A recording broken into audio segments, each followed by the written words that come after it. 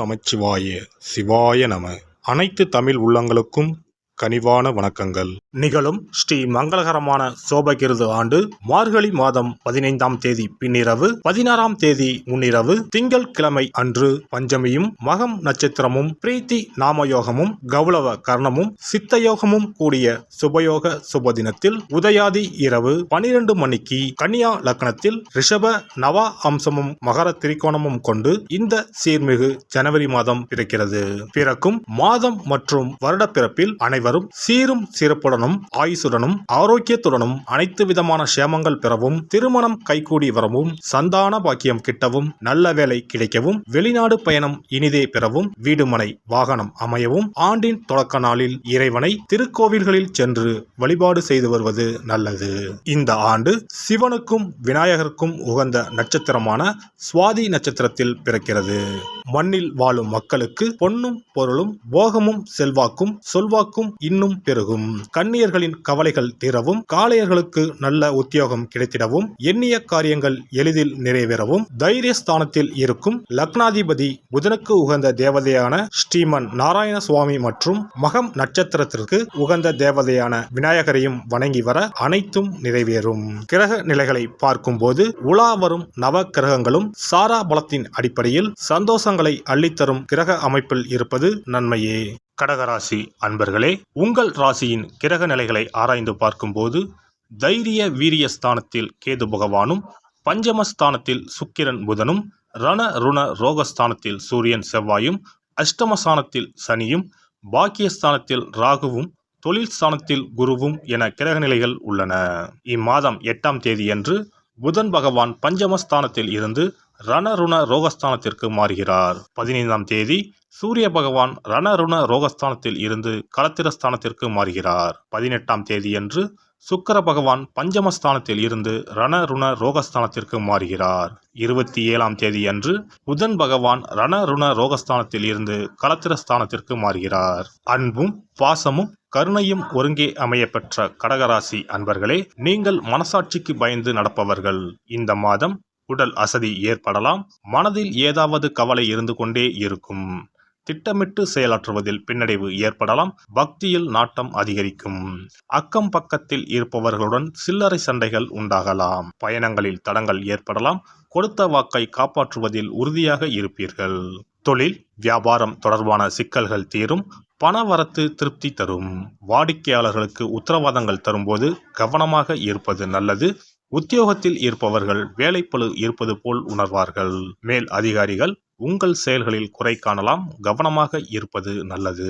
சக ஊழியர்களுக்கும் உங்களுக்கும் கருத்து வேறுபாடுகள் வரலாம். குடும்பத்தில் சில்லறை சண்டைகள் உண்டாகலாம். கணவன் மனைவி ஒருவருக்கொருவர் பேசி எடுக்கும் முடிவுகள் நன்மை தரும். பிள்ளைகளின் படிப்பில் அக்கறை காட்டுவது நல்லது.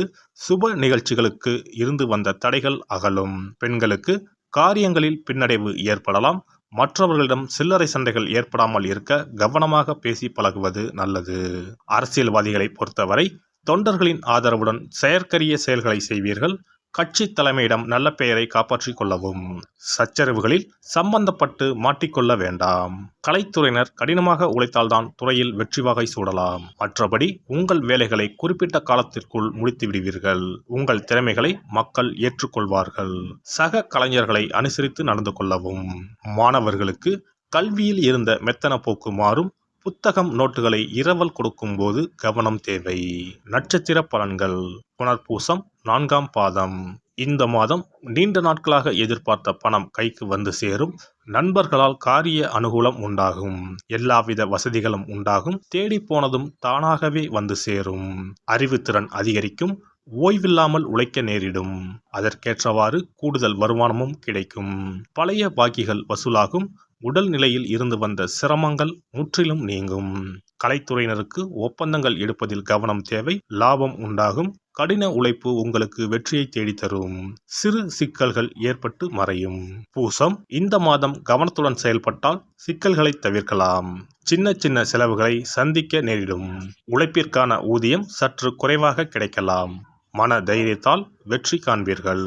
அரசியல் துறையினருக்கு மன திருப்தியுடன் காரியங்களை செய்து சாதகமான பலன் பெறுவீர்கள். நெடுந்தூர பயணம் செல்ல நேரலாம். மனதிற்கு பிடித்தவர்களை சந்திக்க நேரலாம். பெரியவர்களின் சந்திப்பு மனதிற்கு மகிழ்ச்சியை உண்டாக்கும். உடன் இருப்பவர்களுடன் எச்சரிக்கையாக பழகுவது நல்லது. ரகசியங்களை கையாள்வதில் கவனம் தேவை. ஆயுள்யம். இந்த மாதம் நெருக்கமானவர்களுடன் இனிமையாக பேசி பொழுதை கழிப்பீர்கள். மனோதைரியம் கூடும். மதிப்பு கூடும். தொழில் வியாபாரம் சிறப்பான முன்னேற்றம் பெறும். வாடிக்கையாளர்கள் மத்தியில் மதிப்பும் மரியாதையும் அதிகரிக்கும். உத்தியோகத்தில் இருப்பவர்கள் சிறப்பாக பணிபுரிந்து பாராட்டு பெறுவார்கள். மாணவர்களுக்கு போட்டிகள் விலகும். பாடங்களில் கவனம் செலுத்துவீர்கள். சக மாணவர் நலனில் அக்கறை காட்டுவீர்கள். வீண் அலைச்சலும் ஏற்படலாம். தேவையில்லாத பண விரயம் ஏற்படும். காரிய அனுகூலம் கிடைக்கும். அங்காள பரமேஸ்வரியை வேப்பிலை கொடுத்து வணங்க பிரச்சனைகள் சுமூகமாக முடியும். மனக்குறை நீங்கும். இம்மாத அதிர்ஷ்ட கிழமைகள் ஞாயிறு மற்றும் செவ்வாய். சந்திராஷ்டம தினங்கள் 14 மற்றும் 15. அதிர்ஷ்ட தினங்கள் 8 மற்றும் 9. சிறப்பு பரிகாரங்கள். வீட்டில் இருக்கக்கூடிய சிறு சிறு அமைப்புகளை மாற்றி அமைத்தாலே வருமானம் அதிகரிக்கும் என்று சாஸ்திரங்கள் கூறுகின்றன. அந்த வகையில் பணம் குறைவதற்கான காரணம் என்ன? வருமானம் அதிகரிக்க அலமாரியை எப்படி வைத்திருக்க வேண்டும்? வீட்டை எப்படி வைத்திருக்க வேண்டும் என்பதை பார்ப்போம். பணம் வைக்கும் அலமாரியின் மீது குபேரர் சிலையை வைத்தால் பண வரவு தடை இல்லாமல் கிடைக்கும் என்பது நம்பிக்கை. குபேரன் இருக்கக்கூடிய இடம் வடக்கு. எனவே அலமாரியின் மீது குபேரன் சிலையை வைக்கும் பொழுது வடக்கு திசையை நோக்கி வையுங்கள். சிறப்பான பணவரவு உண்டாகும். பணம் வைக்கக்கூடிய அலமாரியில் தங்கம் மற்றும் வெள்ளி போன்ற பொருட்கள் இடம்பெறலாம். இவற்றை ஒரு சிறிய கண்ணாடியில் தெரியும்படி லாக்கருக்கு உள்ளே அமையுங்கள். அந்த இடத்தில் பச்சை நிற புடவை உடுத்திய கஜலட்சுமி படம் ஒன்றை வையுங்கள். பணத்தை ஈர்க்கக்கூடிய பச்சை கற்பூரம், கிராம்பு, ஏலக்காய் போன்ற வாசனை மிகுந்த பொருட்களை போட்டு வையுங்கள். உங்க பீரோ இப்படி இருந்தால் பணம் குறையாது, சேர்ந்து கொண்டே இருக்கும். பணம் வைக்கும் அலமாரியின் உள்ளே மற்ற தேவையில்லாத பொருட்களை அப்புறப்படுத்துங்கள். புதிய துணிமணிகள் அல்லது அனுதினம் பயன்படுத்தக்கூடிய துணிமணிகளை அழகாக நேர்த்தியாக அடுக்கி வையுங்கள். பூச்சிகள், தூசுகள் சேராமல் ரசக்கற்பூரத்தை போட்டு வையுங்கள். கூர்மையான ஆயுதங்கள் அல்லது இரும்பு சார்ந்த பொருட்களை வைக்காதீர்கள். இது சனி தோஷத்தை ஏற்படுத்தும். பணத்தை சேரவிடாது தடுக்கும். பணம் வைக்கக்கூடிய இடத்தில் சிவப்பு நிறம் சார்ந்த பொருட்கள் இருப்பது நல்லது. ஆனால் கருப்பு நிற பொருட்களை தவிர்ப்பது உத்தமம்.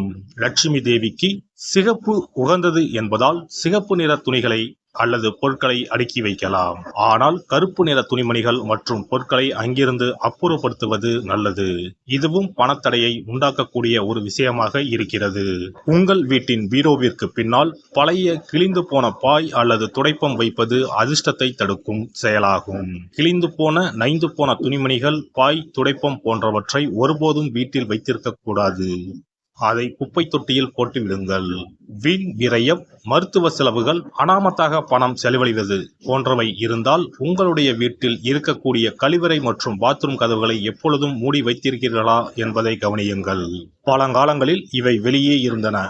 ஆனால் மாடர்ன் உலகில் வீட்டிற்கு உள்ளே இருப்பதால் இவற்றை திறந்த நிலையில் வைத்திருந்தால் பணமானது வீண் செலவழியும் என்று வாஸ்து சாஸ்திரம் கூறுகிறது. வீட்டின் பின்புறம் ஒற்றை மரம் இருப்பது நல்லதல்ல. ஒற்றை மரம் பின்புறம் இருந்தால் குடும்பத்திற்கு ஆகாது. சண்டை சச்சரவுகள் அடிக்கடி வரும் என்று நம்பப்படுகிறது. மேலும் இது பணத்தடையை ஏற்படுத்தி வருமானத்தை குறை செய்யும். மரம் வளர்த்தால் இடைவெளி விட்டு நிறைய மரங்களை வளருங்கள். எல்லாம் வல்ல இறையருளால் நீங்களும் உங்கள் அன்பு குடும்பமும் உடல் நலம், நீலாயுள், நிறை செல்வம், உயர் புகழ், மெய்ஞானம் ஓங்கி வாழ்க வளமுடன்.